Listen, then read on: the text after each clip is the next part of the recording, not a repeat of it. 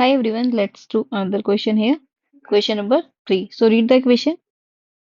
The following data gives the distribution of total monthly household expenditure of 200 families of a village. यहाँ पे data दे रखा है 200 families का जो कहाँ पे रहते हैं विलेज में. Find the modal monthly expenditure of the families. First we have to find the mode in this question. Mode भी find करना है. Then next आपको mean भी find करना है. ठीक है. So we are finding here first mode. ठीक है, तो यहां से स्टार्ट कर देते हैं मोड फाइंड करना. मोड का फॉर्मूला क्या होता है? L plus F1 minus F0 upon 2 F1 minus F0 और माइनस क्या F2 और इनटू में क्या है H. Is this clear? Value substitute करते हैं यहाँ पे. क्या क्या आएगी? एल. एल कौन सा लेंगे? ये मार्क तो कर लिया हमने. हाईएस्ट वाला क्या आ रहा है? 1500. हाईएस्ट अकरिंग नंबर के सामने जो लिमिट होती है वही तो लेते हैं हम, लोअर लिमिट. प्लस F1 कितना है? 40. देन F0 कितना है? 24. नीचे 2 इंटू F1 माइनस F0 और माइनस में क्या F2 और इंटू में H. H होता है इसके बीच का डिफरेंस, वो कितना है? 500. ठीक है, तो ये कितना हो जाएगा? 1500 प्लस. अब जब 40 में से 24 जाएगा तो क्या बचेगा? 16. यही आएगा यहाँ पे. नीचे क्या है? 80 मल्टीप्लाई करने पे माइनस माइनस प्लस होता है, साइन माइनस का रहेगा. तो ये दोनों नंबर हमने ऐड करके लिख दिया. कितना है? 57. इंटू में क्या चल रहा है? 500. 1500 प्लस 16 इंटू 500 करोगे. 16 5 से 80 होता है, दो जीरोस और हैं. और नीचे कितना? 23. भाई अब ये डिवाइड तो होगा नहीं, मतलब ये कैंसिल आउट तो होगा नहीं, तो आपको डिवाइड ही करना पड़ेगा. तो ये आएगा 1500 प्लस जो भी आप डिवाइड करोगे तो इसे आएगा 347.83. ऐड कर दोगे कितना बन जाएगा? 1847.83. तो ये आपका अभी जो फाइंड हुआ है वो सिर्फ मोड हुआ है, बट स्टिल हमें इस क्वेश्चन में एक पार्ट और भी फाइंड करना है. वो क्या है? मीन. तो मीन देखो, मैंने आपको पहले भी बताया था जब हमने फर्स्ट एक्सरसाइज कंप्लीट की कि जब आपके पास वैल्यूज थोड़ी ज्यादा बड़ी आ जाए तो आप डायरेक्ट वाला मेथड ना लगाओ, क्योंकि कैलकुलेशन बहुत ज्यादा हो जाती है. मल्टीप्लाई करते रह जाएंगे डिवाइड करते. मीन निकाल रही हूँ और मैं स्टेप डेविएशन से फाइंड कर लेती हूँ. क्या फॉर्मूला होता है स्टेप डेविएशन का? A plus summation of F I U I upon summation of F I into H. Is this clear? अभी तक मुझे सिर्फ एफ आई पता है. आपको पहले एक्स आई निकालना पड़ेगा, that is mid value. Then आपको यू आई फाइंड करना पड़ेगा. ठीक है, और एट लास्ट आपको एफ आई और यू आई, इसका जो टोटल होगा यही मेन चाहिए. एंड सेकेंड थिंग, आपको समेशन ऑफ एफ आई का टोटल चाहिए. ठीक है, तो पहले एफ आई का टोटल आप करके लिख सकते हो. वैसे तो मैंने क्वेश्चन में जब रीड करा था तो वहां लिखा था टोटल कितनी फैमिलीज थी? 200. तो अगर आप टोटल करेंगे तब भी कितना आएगा? 200. अब एक्स आई कैसे फाइंड करते हैं? This is your mid value. Lower limit plus upper limit divide by 2. तो जब आप 1000 प्लस 1500 करेंगे कितना आएगा? 2500. डिवाइड बाय 2 करोगे क्या आएगा? 1250. फिर बोला था कि अगर सब क्लास इंटरवल का डिफरेंस क्या हो? सेम. तो आपको वही नंबर सिर्फ ऐड करते जाना है, कुछ नहीं करना. तो सब में देखो 500 का डिफरेंस है ना, हर जगह क्या करो? 500 प्लस कर दो. बस ये आगे चलाते जाओ. 500 यहाँ पे प्लस कर दो. अगला क्या आ जाएगा? 3250, फिर 37, फिर 4250 और लास्ट 4750. Is this clear? ठीक है, अब नेक्स्ट चलते हैं अपना क्या? यूआई. यूआई कैसे फाइंड करेंगे?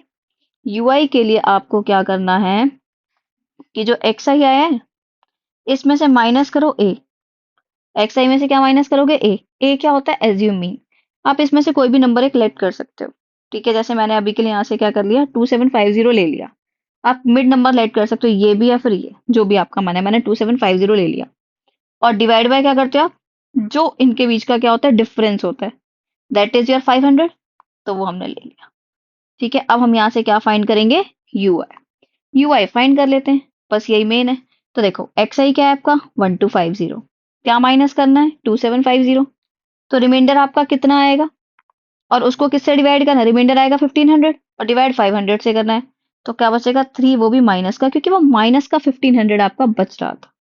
ठीक है, अगर ये बात ना भी समझ आए ना तो आप सिंपली ऐसे लिख दिया करो: -3 -2 -1 0 1 2 3 4.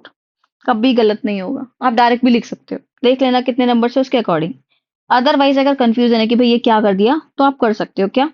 हर नंबर से पहले जितने भी एक्सआई वाले नंबर्स हैं सब में से पहले क्या करना है? एज्यूम मीन वाला माइनस करना है और डिवाइड करना है किससे? 500 से. आ गया यूआई. हो गया सिंपल क्वेश्चन. अब आप एफ आई और यू आई की इंटू कर दो। देखो 24 इंटू में -3 करोगे क्या आएगा? देखो प्लस माइनस माइनस होता है। 72, 40 into 2 80, 33 into 1 33, then 0, 30 into 1 22 into 2, then 16 into 3, and last 7 4 जा 28। और मुझे चाहिए इसका total summation of F I U I का। ठीक है, तो पहले माइनस माइनस वाले देख लेते हैं। यहाँ पे देखो ये कितना है, 3 और 2 5, 7 और 8 15, और 3 कितना हो जाएगा 18। तो माइनस का तो 185 आ रहा है। अब प्लस का चेक कर लेते हैं, पता लग जाएगा अभी क्या है। 8 2 जा 16, 16 प्लस 4 कितना होता है 20 का 0, 2 कैरी, 2 कैरी है, 2 और 2 4, और 4 8, और 4 12, और 3 15। Is this clear? तो यहाँ पे देख लो आपका क्या बचेगा, माइनस का नंबर बचेगा, वो भी कितना 35। तो यू कैन राइट हेयर 35। ठीक है, अब अपने कुछ नहीं करना, सिंपली फॉर्मूले में वैल्यू पुट कर दे दिया आपको यहाँ पे। तो क्या हो जाएगा, ए कितना लेट करा था आपने 2750, plus summation of F I U I कितना आया है -35, अपॉन में जो समेशन ऑफ एफ आई है वो कितना आया है। एच क्या होता है, जो आपका इसका डिफरेंस है किसका, क्लास इंटरवल्स का। दो जीरो से दो जीरो कैंसिल आउट हो गए, क्या बचा है यहाँ पे 2750, प्लस माइनस माइनस होता है ये 2750 है, फिर माइनस का क्या है 35, अपॉन में 2 और इंटू में क्या है 5।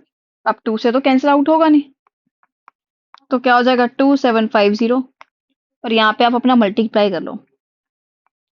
5 5 जा 25, 2 कैरी है, फिर 5 3 जा 15, और 2 कितना हो गया 17, बाय में कितना है 2। तो यहाँ पे 2750 माइनस 2 8 जा 16, फिर 1 और 5 है, 2 7 जा 14, और ये 0.5। Is this clear?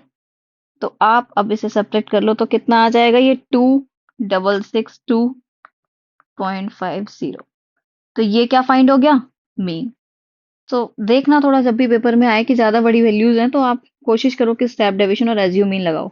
अदरवाइज बहुत ज्यादा चांसेस होते हैं कि जो आपका 5 मार्क का क्वेश्चन आता है, मतलब सबसे इजी आई थिंक यही होता है पूरी बुक में। ठीक है, तो ध्यान से करना इस क्वेश्चन को। ये था आपका क्वेश्चन नंबर 3।